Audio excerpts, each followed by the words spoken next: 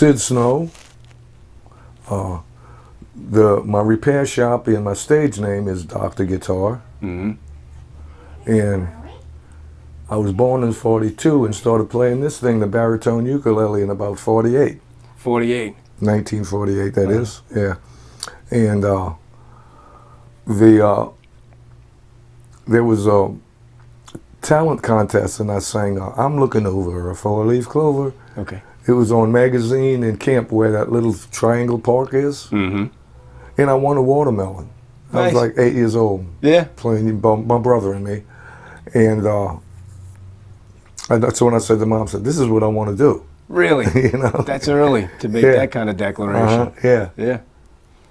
So from there, one of my first gigs was, I was raised in the St. Thomas Project, Irish Channel. Okay. And one of my first gigs was on Magazine Street, was a country and western strip. Mm-hmm. Places like AC's Hoedown and AC's Funhouse, Bubby Rhine's Jamaica Lounge, Mary's Tavern, which is a real blood and guts. You go in there with your back to the wall. Yeah. Okay. But it was one of my first gigs with this sax player called Herman Gilmore. He was when rock and roll was being born. Okay. You could call him a rhythm and blues sax player. About when is this your first gig? Let me say 56, Okay. 55. All right. Yeah. One of my first official I got paid for gigs. Sure. Yeah. And so we played at Jamaica's and we played at Mary's Tavern. And after a while, because it was a country and western strip magazine, probably all the way past Louisiana, there was joints that featured country bands. Mm-hmm. And Elvis Presley, before he had the Hound Dog, his big hit, Yeah. he used to come and sit in with the different bands. Okay. So I got to see Elvis play, like, the gig after we got off, Elvis sat in with his guitar player, and Nice. yeah. What was it for you at that time? It wasn't still the ukulele. No, I had switched I bought a Fender guitar, Okay. because Fenders were popular. Yeah. Well, at first I had an old Harmony and I'd drop a microphone in it Okay. and play through a tape recorder monitor. Nice. Yeah. Yeah. But yeah, I finally bought a Fender Duosonic. It's kind of like a small Strat. Mm-hmm. And from there I started playing, what comes next? It's hard to chronicleize this. Yeah. Oh yeah, I got up with Earl Stanley and Eddie Powers and some of the local New Orleans rock and roll musicians. Mm-hmm. We played the CYOs and some of the lounges like Germania Hall and Metairie Lodge, and where we backed up people like Irma Thomas and Ernie Cato. And Sure. How old were you during that time? during that time, I was still a teenager, maybe 18, 19. And you've been performing for how long? At that time, well, 3 or 4 years. Okay. Not Yeah. long. Not long. Not a whole lot of time. Not a whole lot of time. And the country and western, did that just come natural out of the birth Yeah, of well, rock and roll? in my family, my mama knew all of the country songs. Okay. All her sisters would sing. And not only country, though. They would sing Ink Spots, Mills Brothers, Andrew Sisters. Yeah. Just all pop music back then. Sure. And my uncle, Chick Moore, the cowboy troubadour, he worked on WWL Dawnbusters. Okay. And he's taught me the country tunes. Gotcha. On my first, the simple chords, you know. Mm-hmm. Easy stuff. And from there, I started getting into rock and roll and jazz. I was listening to people like Coltrane and Chico Hamilton, Milt Jackson, the 60s, late 50s and 60s jazz people. What was Thelonious Monk. Thelonious Monk? Yeah. Heavy hitter. Mm-hmm. What was directing your aim at the time? Was it that was where the work was? Yeah, it'd work. Okay. Yeah. So you were kind of supplying the market, so to speak, I guess. Yeah, right, yeah. Commercial music. Sure. Yeah. And, but I tried other jobs, like I sold insurance for a while. I worked in shipyards, all kinds of different jobs, cutting grass. Yeah. But whenever I got a music gig, I'd quit. Okay. Yeah. Like a steady music gig. You know, if I could get 2 nights a week, I'd quit my other job. Yeah. Yeah. So that was, for you, music was supposed to be the way that you were going to make a living. Oh, yeah. But you had a fallback occasion. Yeah.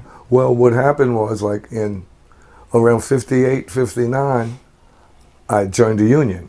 Okay. The musicians union. Ah. Then I really got in with the old timers, because I knew all the old songs from my mother and her sisters, and my dad and his sisters. They all sang and played the old time music. Okay. Old standards, you know. Mm-hmm. So I was one of the youngest guys in the bands, like Phil Zito and Val Bobara, and all the guys that had orchestras that played Mardi Gras balls and private dances, and I got into that around, I guess I was maybe 19 or 20. I was into the union. Mm-hmm. And the orchestras, I mean, mid to late 50s, we're not talking about traditional big bands, because I mean, their heyday was kind of past at that time. It was the death of it.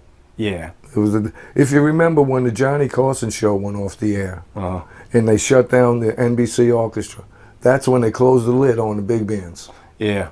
Okay. Yeah. Mm-hmm. And I mean, they were like the last man standing, so to speak, Yeah. right? Mm-hmm. Because I mean, you had who was it? Benny Goodman. Benny Goodman. Yeah. Right. So I mean, you had these Right. outstanding big bands that could travel the nation and make That's a right. living And get paid. Right. That's what I'm saying. Make a decent living. But at some point, it started to become less popular, I guess. I mean, Well, more automated. okay. You know, along came the electric guitars and electric pianos. Mm-hmm. And, like, for instance, on the Carson show, after they got 25, 30 pieces on Doc Severinsen Orchestra, it went down to 5 kids from New Orleans trying to fill the bill. Yeah. They lost the gig, by the way, the Marcellus brothers. Okay.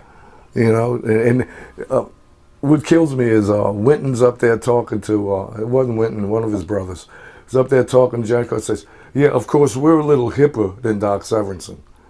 I said, you crazy little you know? Ungrateful, huh? Yeah. Yeah. It was just, they wouldn't tell him to call it Leno, because Leno had taken over for Carson, yeah. Yeah. But, you know. There's a fine line, I think, though, between having a competitive nature and also kind of paying your respects and paying homage to the guys before. Yeah. So anyway, what happened was, after I did a bunch of Bourbon Street, I was playing upright bass mostly on them gigs, and at one time it was 6 hours, a 6-hour shift. Mm-hmm. And we were making like $18, $20 an hour back then, which was beautiful pay. Yeah. And so, but I had, like I said, I had six people and my dad and my little sister to support at home. Yeah. So I was playing 2 shifts. I was playing 12 hours a day on that upright bass. Wow. And that's like, you know, that hurts. Yeah, man. But I built up my chops so strong that I wasn't afraid of no bass players. Yeah, I bet. You know, bring them on, I'll shoot them out. Yeah. Yeah. Yeah. But yeah, that's what it said. So anyways, during Bourbon Street and Fat City, I was playing out there on weekends and a double shift on Bourbon during the week. Dick Stabile calls me from the Blue Room at Roosevelt. Mm-hmm. And he needed, actually, he didn't keep a guitar player in the band, but when the stars would come in, Trini Lopez, Lou Rawls, Ella Fitzgerald, they wanted a guitar. Uh-huh. So I was the guy. How many pieces were filling the Blue Room? 22. Wow. 22 pieces, yeah. Yeah. That's gone. Yeah. So anyway, yeah, I got to play with all of the big stars, just sitting there in the Blue Room playing my guitar. Yeah. Yeah. Nice. Mm-hmm. Did they, so the pieces that made up the band for the Blue Room, they were just guys from all over the city like yourself, right? Yeah, right. People that didn't normally play together, or maybe they played in different actually, bands, the leader, well, the leader was Dick Stabile, but the guy on the bandstand, not directing, was Frank Tripani. Mm-hmm. He was a New Orleans trumpet player. Yeah. And it was I could say it was all New Orleans people. Okay. If it was transplants, they had been here for years. Sure. You know. Yeah, I'm sure that was a closely guarded And gig. it was one of the swingingest bands in the land. I'm sure. Yeah. That place was impressive. Yeah. I believe I have a picture of my grandparents at a dinner there. At the Blue Room? Yeah. Well, Leon Kellner was before him. And I Okay. got to play with Leon, too. But most of my work came from Dick Stabile. It was an elaborate setup. It was a grand ballroom, Oh, yeah. basically. Yeah. It was, yeah. How did And you... Dick Stabile was the orchestra leader for Martin and Lewis when they were going big. Mhm. Dean Martin, Jerry Lewis. Yeah. And Okay. he did Sinatra. He backed up all of the big Hollywood folks. Yeah. The Vegas folks. Did you, how did you jump from guitar to upright bass? How did that come about? Well, when I first started playing, I was living with my cousin Patsy out in Kenner, and there was this guy in the neighborhood, a guitar player, and he says, "Oh, I got a gig for a duo. I need a bass player." So I take my guitar and just tune it down a whole step and play a limited bass, but nobody knew the difference, you know. Yeah. Yeah. Larry Young, we played a little honky-tonks along Williams Boulevard. Yeah. And there was a barge out at the end of Williams. There was a big barge, and it was like a party lounge, you know. It's where the Causeway is now. No, Williams. Yeah, it's past Causeway. That's they got a casino out there, right? Right, that's where the casino is. Yeah. So honky tonk and country and western music was big, yeah. pretty big. And we were in the South, you know. So, yeah, I mean, I get it. It's a roots music too, and our country is sometimes branched out into Zydeco and things like that. That's right. La La, yeah. you know. I'm trying to. So, like, what era are we talking about where you're playing out in Kenner and you're also playing the Roosevelt? Well, the Kenner was before the Roosevelt. Okay. Yeah, I was maybe in my 30s when I got the Roosevelt gig. All right. Yeah. And I was like a teenager. Before I even worked Magazine Street, I played in Kenner, yeah. Okay. And I shouldn't say it, I was kind of a juvenile delinquent, you know. No. I didn't steal nothing, but if a guy came around in a hot car, I'd take a ride, you know. Okay. Yeah. Fair enough. Yeah. No harm, no foul. And we got caught one day, you know. Sure. You're as far as your networking abilities back then, because you're really young, but you're very active, so you're constantly meeting people. Right. How was it? Did you find that it was easy to kind of meet other people that were in the scene and get gigs? Book gigs, yeah. Well, we had a couple of agents that screwed us, you know, paid us $10 while he was making. I was going to ask if anybody 80, was yeah. working with y'all. One guy called Johnny Hernandez. Mm-hmm. Maybe I shouldn't say his name, I might get sued. But Johnny was a little shady, and he would we'd go all the way to Lafitte to play, and he'd pay us like all $12. Yeah. And I know he made $500 for the gig. Yeah. You know? Wow. Yeah. And you live and learn Yeah. doing that kind of stuff. Huh? Yeah, it was an experience. Even, you know, the devil's a teacher. Sure. Did it cause you to reach a point where you were just doing all this stuff on your own after a while? Yeah, right. I try to book myself, yeah. Well, it was, once you were into the scene, guys would call you. You know, people would call you. I got a gig here. Can you make this? Can you make that? Sure. And I did I don't know if you heard of Eddie Powers, but he was a popular New Orleans singer. I got with Eddie, and we worked all over the South. Then I got with Benny Grunch and, what was it? He played two saxophones. Jimmy V. Okay. Jimmy V wrote the Peppermint Twist. Yeah. Doobie-doo-bob, doobie. Yeah. But Joey D stole it from Jimmy V. Okay. And Jimmy never lived that down, man. You know. But yeah, so we had a twist band when the twist was already out of style in the late '60s. Yeah. Okay. But we went around all around the South playing twist and rock and roll, you know. Yeah. Early rock and roll. And that's electric guitar still. Yeah, for I you? played electric guitar and that. Benny Grunch was our bass player. Gotcha. And the bass you said kind of came out of necessity. Did you, after that, filling that need that evening by tuning down your guitar, were you able to go? Find a bass? I finally bought a bass guitar. Okay.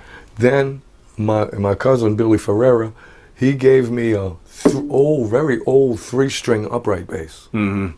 In the old days, they didn't use that fat E string. Okay. They just used the 3 ADG. Okay. And I practiced on that.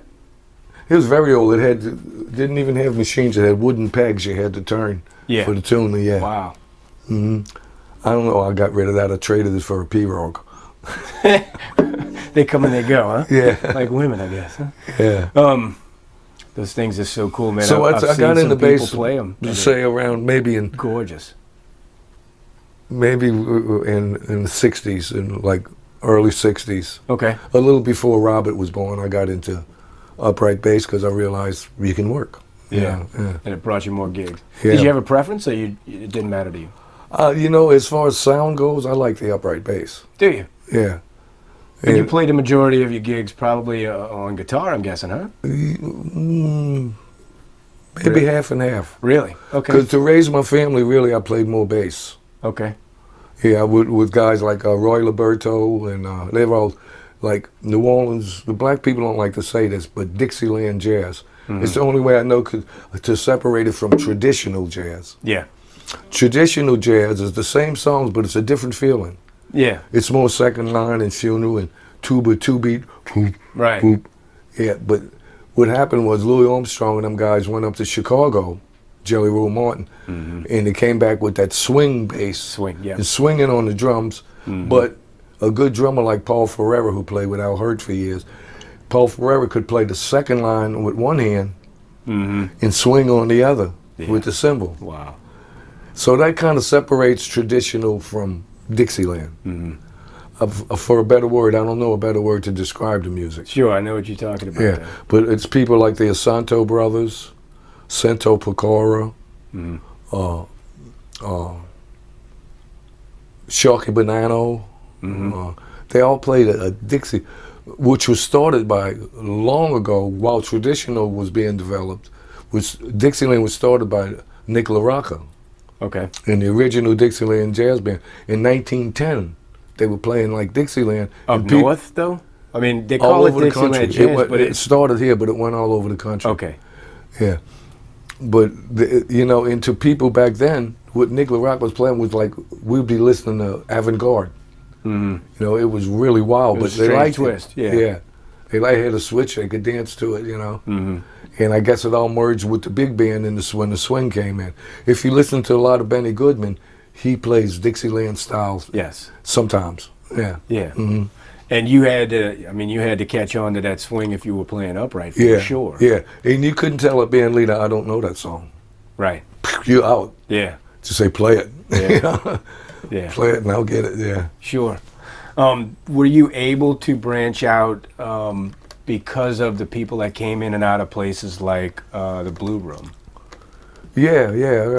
I got some gigs in Europe. Really? With a trombone player. He recently passed away, Paul Barberin's nephew, Lucien Barberin. Okay. Look at me, I'm violating too. Hey, that's cool. Look at the cat, don't know what to think. Right. Sorry about that. So you were able to play over in Europe, Lucien Barberin. Yeah. And that was as a result of his stop at Roosevelt? Was it the Roosevelt Room? Actually, it was... Roosevelt Hotel's Blue Room. Yeah. Then, no, they found Lucien at the Famous Door. Okay. Yeah. I was playing at the Famous Door with Lucien. And he was about to embark on a European tour? What's that? He was about to embark on a European tour? I mean, how did you... No, just somebody came and said, hey, we want you in Germany. Really? Yeah. What are the odds? And you were able to just drop it and go? Yeah. Wow. It wasn't Germany, it was a German part of Switzerland. Okay. Zurich. Zurich, yeah.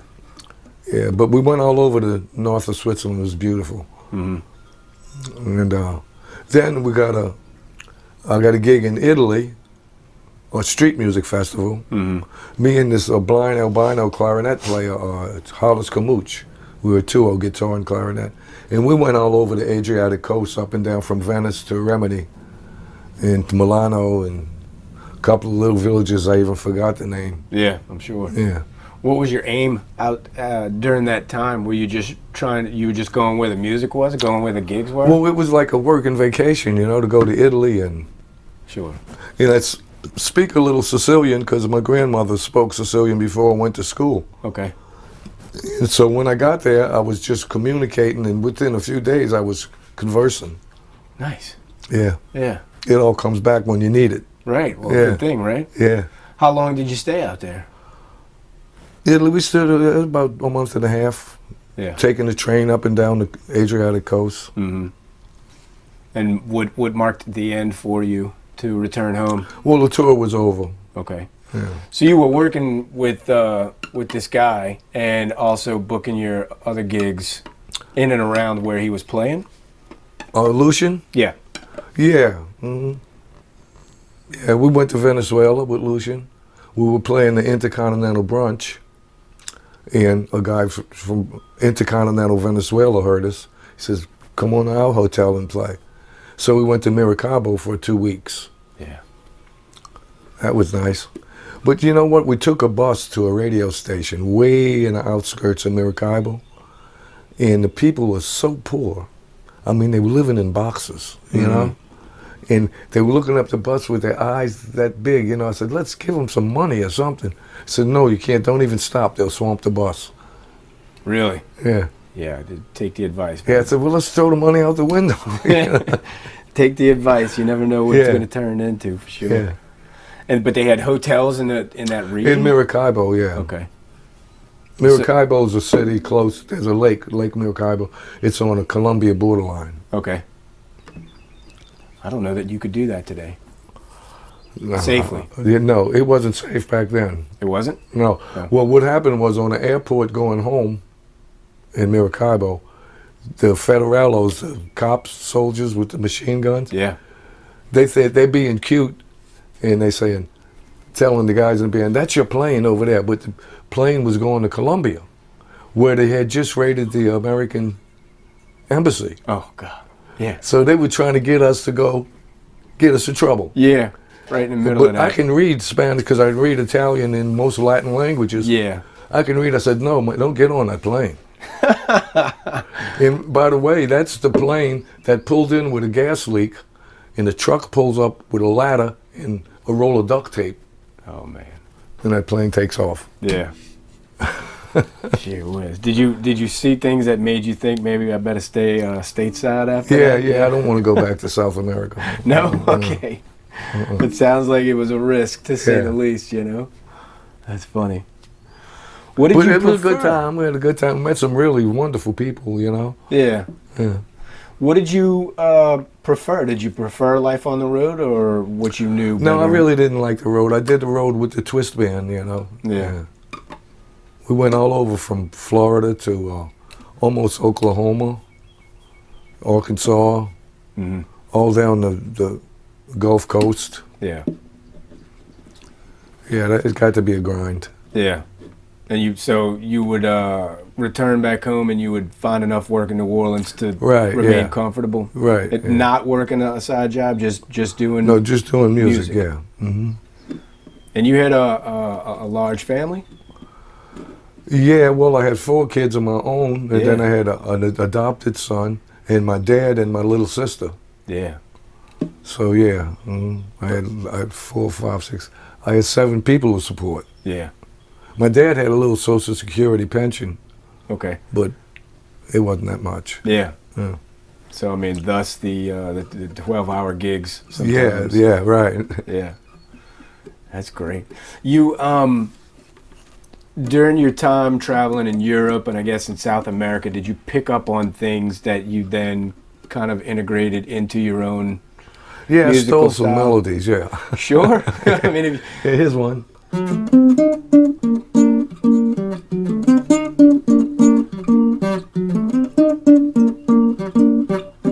yeah. That's Venezuelan. Yeah. They call it the gaita. Okay. That's their dance like a salsa Sure. and the reggae. What they call it, gaita. Yeah. Hey, have you heard about NewOrleansMusicians.com? It's a place where articles, music videos, interviews, and streaming music from Louisiana musicians can be found. Fans can join free. Music business professionals can join free too. And Louisiana musicians can join for free as well. It's also the place where Louisiana bands go to network and get free promotion. We've definitely got plenty, like this band. Check them out.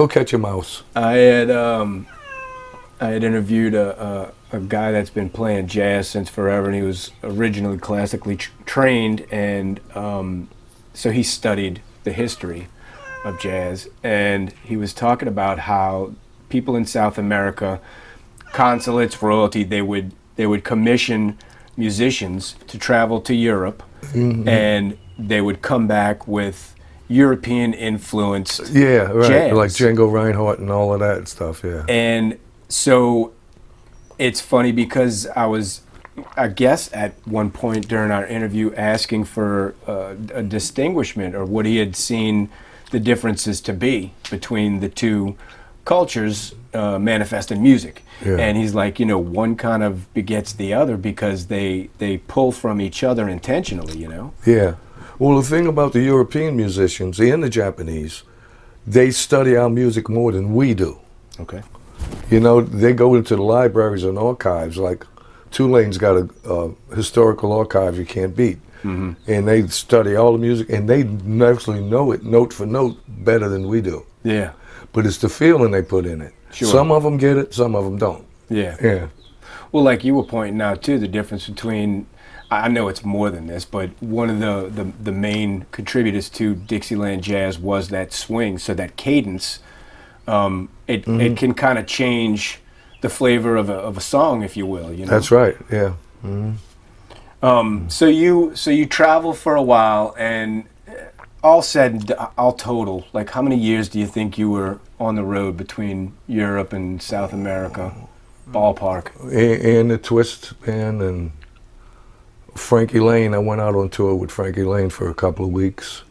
Years, I don't know.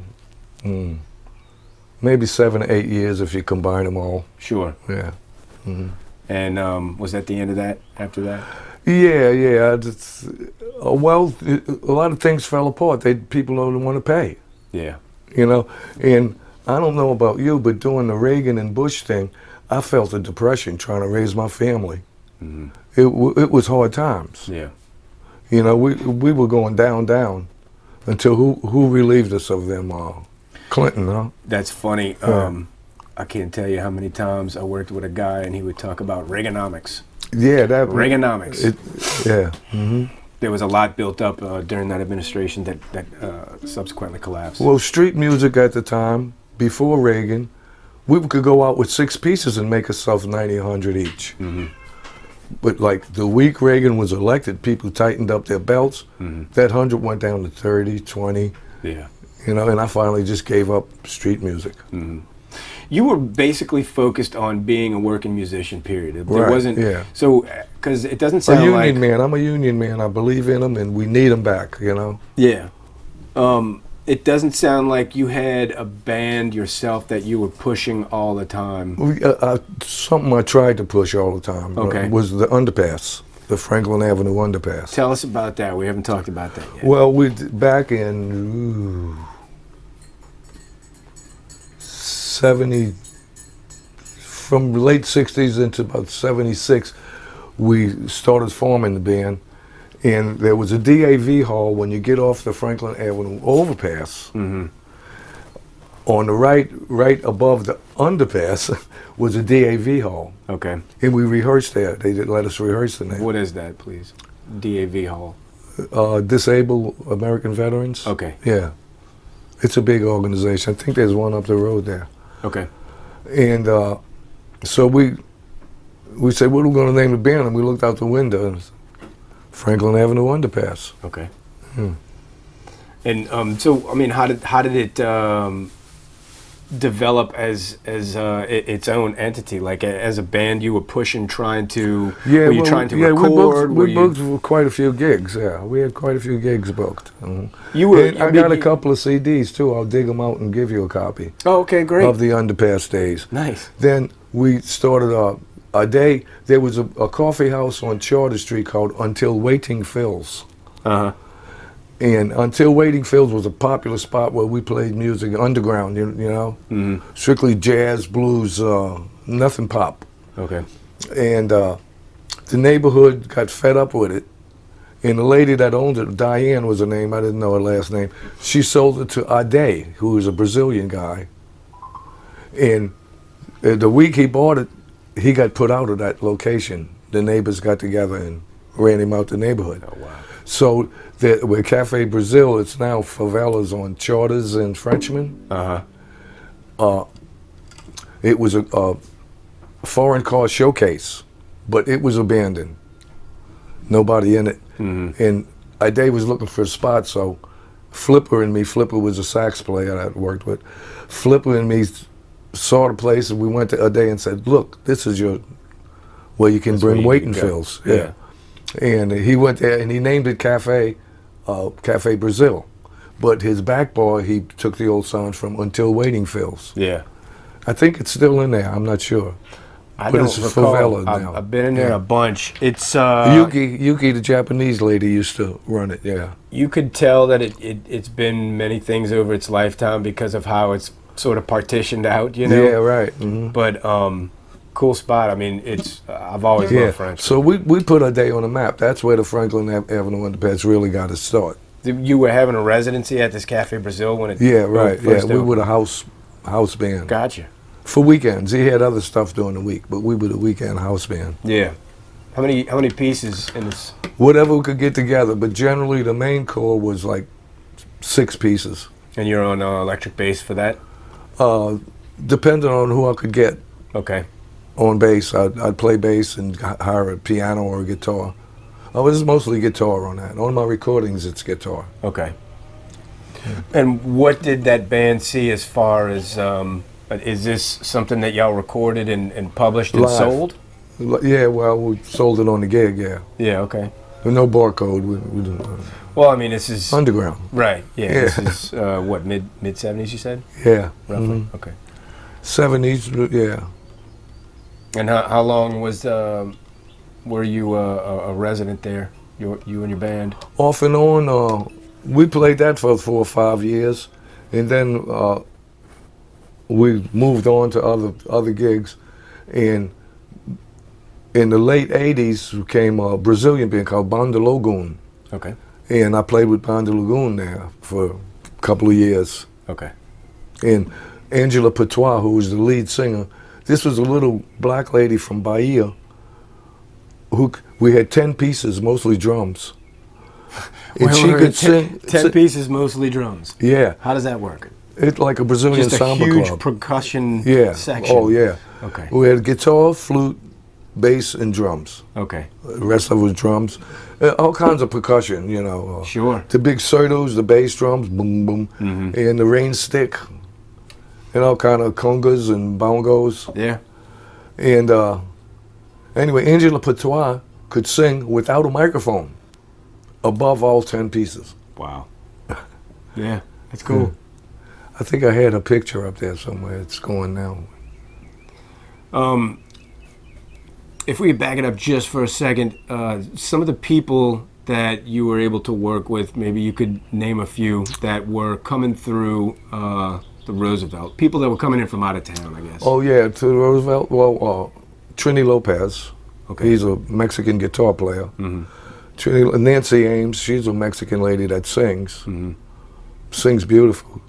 Lou Rawls. Nice. Ella Fitzgerald. Bob Hope. Telly Savalas. Diane Carroll. Raquel Welch. At the rehearsal, she had this little peanut jeans with this little peanut top. And Dick Stabile was the band. He says, Miss Welch, you're going to have to put something where it says, these guys aren't reading that music at all. She went and put a frock on and everything was okay. Yeah. Suddenly the music got better. You're back on time.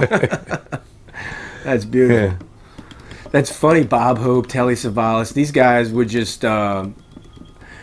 what do you call that? I mean, Bob Hope was somewhat of a crooner, but I mean, it wasn't his mainstay. So it would right. Yeah. They were kind of touring on the merit of their celebrity, but it was just a. He had Telly Savalas had a troupe of black girls that could really sing, and they did a dance routine. Right. It was and Telly was rapping. You know, it was early rap. Yeah. Wow, that's amazing. There's a genre that's a favorite of mine, a movie genre, Poliziotteschi, and it's cops and robbers, French, Italian. It's a European genre. It was highly popularized in the mid '70s, but I bring it up because actors like Telly Savalas, when things got slow in the States, they could go overseas and start making these movies. Now, these movies were shoestring budgets. You still see them every now and then, yeah. They're fantastic to me. I love them. Spaghettis. Yeah, and they would go steal scenes left and right, and they would do it the quick way and the easy way, and one director could churn out like 2 to 3 movies a year. So guys like Telly Savalas could go overseas, and because of the exchange rate, they don't need to get paid as much to be making a decent wage and live over there. That's right. So Charles Bronson would be over there. These guys. We saw a Bronson one last week. Yeah. So that was fantastic. I used to love that stuff. So I mean, I'm familiar with Telly Savalas. I'm just surprised to hear that he was rapping. That's a bit odd. That was we were one of the first concerts in the Dome Stadium. Oh wow! They took the Blue Moon Orchestra and brought us to the Dome. The Blue Moon Orchestra. The Blue Room. The Blue Room. I'm sorry. Okay. I've got. I think I got a postcard from that place, man, up on my wall. As a matter of fact. Yeah. I found in a flea market. So I'd like to mention the Lasty family, which I played. They're Melvin Lasty. He's a trumpet player, jazz and blues, rhythm and blues. Mm-hmm. And Uncle Poopy Doo, Jesse Hill, Poopy Doo. That's Uncle. That's Miss Alice Lasty's brother. Wow. Okay. And they call him Uncle Poops. Nice. Yeah. And there's, for the oldest is Melvin Lasty.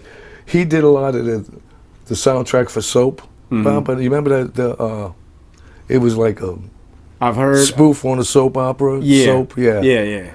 And Melvin did a lot of arranging a lot of the stars like Prince Lala and Jesse Hill. Okay. He did all the arrangement. Then there was Melvin was the trumpet. The sax was David Lasty, and Papi Lasty, Walter, he was a drummer. And there was Baby, who didn't play anything, but all his kids played. And Lasty. Then there was Betty Ann Lasty, who sang with Betty Ann and Debbie Lasty. Mm-hmm. They sang with Andre Crouch and Aretha Franklin's dad, Reverend Franklin. Okay. They sang in his gospel, and they were all gospel singers. And we had a gospel group called St. Maurice Avenue Gospel Group. Mm-hmm. That's where we rehearsed mostly. So you really did play everything. Yeah, I got around a little bit. Yeah. That's funny. Gospel, church music in general was inspiring. Blues and is a roots music in its own right. Oh, definitely, huh? Yeah. It's in jazz. Yeah. Mm-hmm. Yeah. But your start was straight to country and western. Country with the little blues in there too. Yeah. Okay. Mm-hmm. What did you prefer? Because I mean, you played everything. What did you like the most? When I was playing jazz, when I was playing rhythm and blues and rock and roll was being born. You see, in the old days when the big bands narrowed down to from 20 pieces to 8, 10, 6, 4, you know what I mean? Yeah. When they narrowed down, Louis Jordan came along with about 8 or 10 pieces, and he had the song, They Were Rocking, They Were Reeling and Rocking Till the Break, Saturday Night Fish Fry. Yeah. Yeah, rocking and rolling till the break. That's where the term rock and roll came out of. Wow. From the late 40s. Yeah. But it didn't take until 57 or so when Elvis had Hound Dog and James Brown started getting big, Ray Charles, they termed it rock and roll. Yeah. So I was there. I saw rock and roll being born. Yeah. Yeah. Mm-hmm. Is that, do you think that was your favorite? I mean, early on, you started country and western, but that was something you learned from your elders. That was our moneymaker. Plus, that was my favorite. But then I started playing. I said, "Man, I want to play jazz." And then I got to jazz. I said, "Man, I really missed that rhythm and blues." Yeah. So that's why I guess today I play variety. Sure. Mm-hmm. Hank Williams is a soul man. It's Yeah, that's true. Hank Snow, he was my grandfather's cousin. I'm moving on. Mm-hmm. So what else can we add to that? Oh, the Lasty family, you know, they made me real. All my relatives sing, and I thought I was a decent singer, but until I got that Holy Ghost in the Black Baptist Church, that's when I realized that, yeah, I could sing my ass off. How did that even come about? Well, how did I had known David Lasty. We'd played a couple of gigs together, and they were at the time they were forming the gospel choir. Okay. And they said, we need a guitar player that knows, you know, the old bluesy Ninth Ward gospel. Okay. So they hired me, and they said, man, Snow, you're the best kept secret in New Orleans. I mean, I'm imagining that means you pulled it off. How Yeah.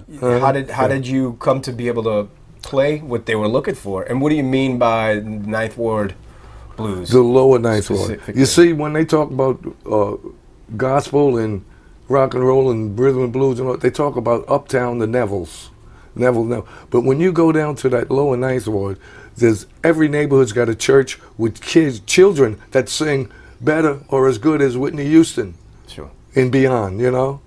I mean, there's so much talent down, and it's just like a melting pot of talent.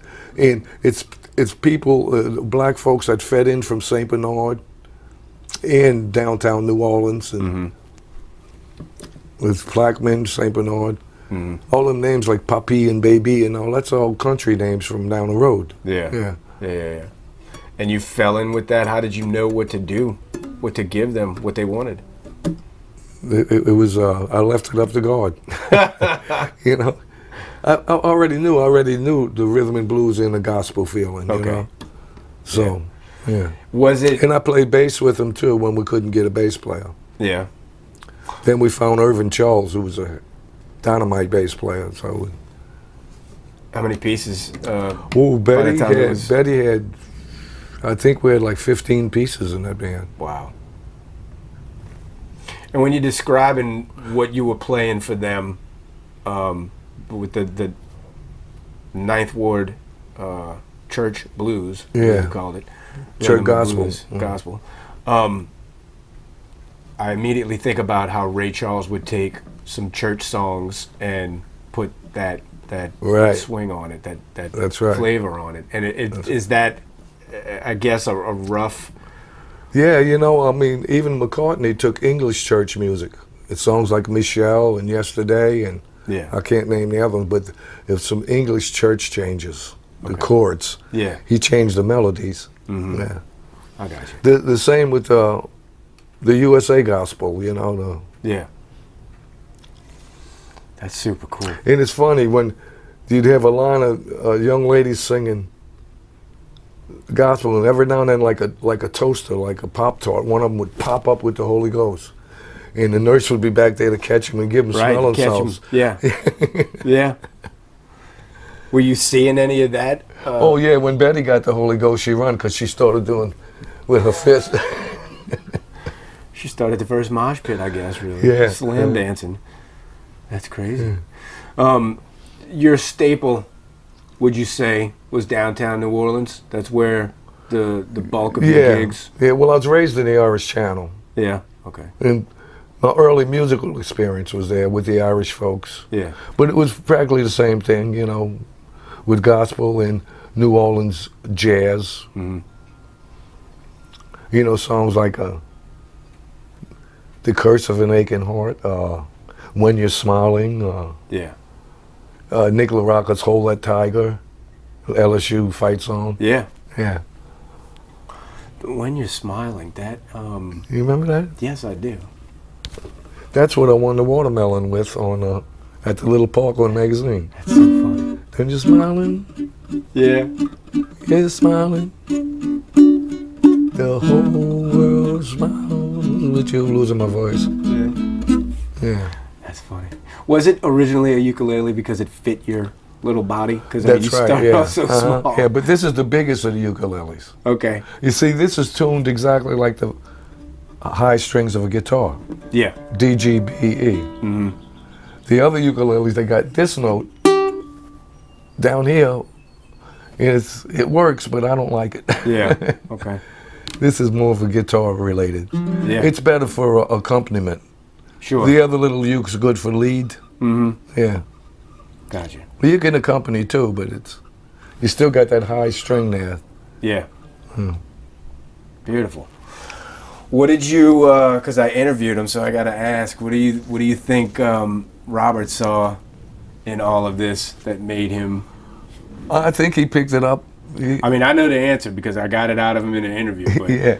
So I can ask your Yeah, version. he picked it up. He's got I threw him in with the same big guys I'm talking about, the Murphy Campos, the Santo Pecoras, Teddy Riley, Yeah. all the Dixieland guys. Yeah. I threw him in there to go swim. And don't tell him you don't know the song. Right. Just play. Yeah. He said he was roofing. I think he was on the West Bank, and he's looking across the river at the East Bank in CBD. He said, my daddy's over there playing, getting money, and I'm on top of this hot roof. Yeah. And I said, was that it? And he said, no, I forgot to tell you I fell off of that roof. That was most of the motivation, I believe, that shock of hitting the ground telling him, well, look, also, man. when he was in high school, he was playing football. And because he's a big guy, everybody hit him. Yeah. And one day he came home hurting, it was his back hurting. He said, Dad, I think I want to play bass. Nice. He always did fool around a little bit on the bass. Yeah. So it was electric bass first off for him? Yeah, him too, yeah. Were you teaching him? Teaching him, I turned him out on it. Okay. I gave him some roads to follow. Okay. Yeah. And he kind of just picked it up from there? Yeah, now we play completely different. That's funny. Yeah. I guess it's the experience, though. Yeah. Yeah. But he's got, like most of the people in my family, incredible ear. Yeah, okay. Play it once and he's got it. Yeah. Yeah. Y'all got something. I mean, both of y'all are into it for years and years and years. My son David plays only in church. My daughter Lori plays clarinet, but she put that down. Yeah. And my son Donald was a drummer. He never did pursue it. Yeah. But David and Robert are serious about music. Was that something that, I guess it's got some sort of image associated with it, somebody that is a full-time musician. Did you see any kind of rock star imagery or any of these things? Like, some people go after it because they want to be the guy on stage. Yeah. Not, you wanted to be the guy making the paycheck. That's so, I mean, right, it's kind of different. But I mean, just wanted to be a working musician. Yeah. Doing what God put me here for. You know, I play nursing homes. And music is the medicine that all people. Sure. But especially these nursing homes, they need music. And it's the first thing they cut out of their budget. Sure. Yeah. And they feeding them Hostess Twinkies and Diet Cokes. You're right. So, come on, man. You know? Yeah. Yeah. Can't you give them like oranges and apples? They'll eat that too. Yeah. Probably cheaper. That's funny. Yeah. You But when before I start playing, they all rolling out. I play at the Covenant Home on Magazine. Oh yeah, what I was gonna ask, like, where are some of the places that you? Magazine, right there by the Nashville Street, I think it is. Mm-hmm. And they're all like drooped over in their wheelchairs, and you know, when they're walkers, and they're coming in, and I hit that. I found my thrill on the Blueberry Hill. Yeah. Ooh, they all awake. That's funny. Yeah. Powers through the medicine and everything else. And I that guess. Blueberry Hill takes them back. Say, whoa, yeah. Me and my husband used to dance and stuff like that. Yeah. Yeah. That's cool. What have been some of your favorite types of gigs? I guess that would make me ask. What do you enjoy? Do you like the intimate setting? Do you enjoy the big band? Do you enjoy? Well, I'd love to play with a big band again, but where do you do that? Yeah. And try to make a living, you know. But I mean, But now that I'm retired, I'd probably volunteer for a big band. Yeah. Yeah. That was your favorite, looking back? Just for the love of music, you know? Yeah. Well, yeah. I think, I mean, obviously but it's got more of an impact. What I really like is when people sit there and listen to you. You know, I'm playing ballrooms where everybody's drunk and they don't care what you play. Yeah. You know? I think that happens more often today, too. Oh, yeah. With all the distractions we have. It's always been that, you know? Okay. Through history. Yeah. But, yeah, you know, like French Quarter Fest and Jazz Fest. Jazz has become Corporation Fest, but still, when you play there, the people, you draw on the people. They saying, come on, let's get it on, you know? Yeah. French Quarter Fest too, come here, I'm here for music, you know? Get it. I'm not here to get drunk. Yeah. or the Mardi Gras in costume. I'm here for music. Sure. I So like that matters, kind. that feedback from the crowd, I guess. And well, I play at the Snake and Jake sometimes, you know, on Oak Street. Uh-huh. And there's like a lot of the university kids. They're music appreciators. They come and listen. What do you think it takes to cultivate a crowd that is there for that, as opposed to a crowd that is there to just be rowdy and be drunk? It takes the music. You got to get their attention, you know. And once you put that good spirit out, it's like a magnet. Sure. You know, we used to say at Bond Lagoon in Cafe Brazil, Angela Patois said, gee, there's nobody on the street. You know, we're not going to make any money tonight. She said, just close your eyes and play. Yeah. And sure enough, every Thursday night, we'd start on Thursdays. Every Thursday night, we'd do that. And when we look up by the break time, the place is full. Nobody on the street.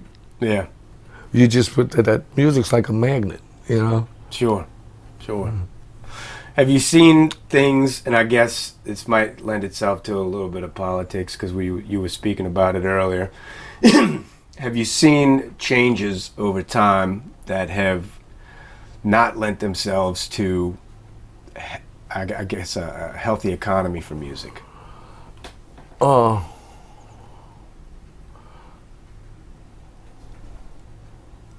The COVID, Sure. that whole COVID situation. Yeah. But we were fortunate enough to be playing outdoors at the gazebo Okay. on Decatur. Uh-huh.